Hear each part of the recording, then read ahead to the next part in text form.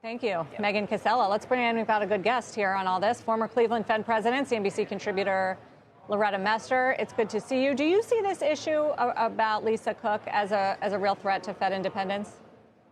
Oh, I think it's definitely a threat to Fed independence, because basically what they're trying to do is remove a governor based on an accusation.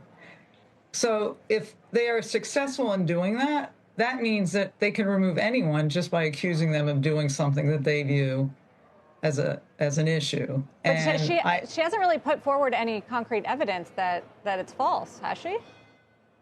Well, I think there are documents that suggest there's some ambiguity there. But again, right, it's an accusation.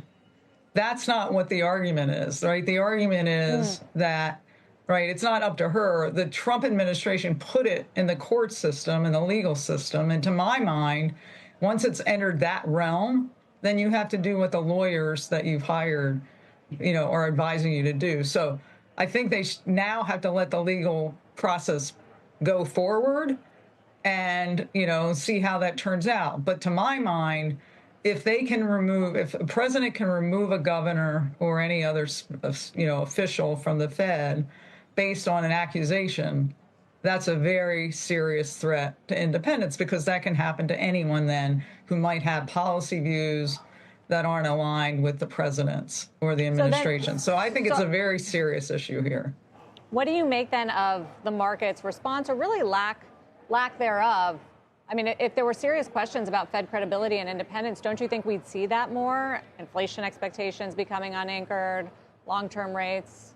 Well, I think this is a process that will play out. I mean, the markets tend to focus on sort of the next decision. So, of course, there was a lot of interest in yesterday's meeting and what would come out of that. But again, this is a very serious threat. And I would submit that if they are able to take Lisa off the FOMC and off of the Board of Governors, then I think the markets will react. And they'll react because that means that we now have a system whereby, right, interest rates are not going to be set by the Fed necessarily to try to achieve the Fed's dual mandate goals of maximum employment and price stability. And that gives you a bias towards lower interest rates, because administrations typically want lower interest rates than may be appropriate. We've seen President Trump wanting the Fed funds rate to go all the way down to 1%. There are going to be inflation premiums and risk premiums on that long end of the bond market.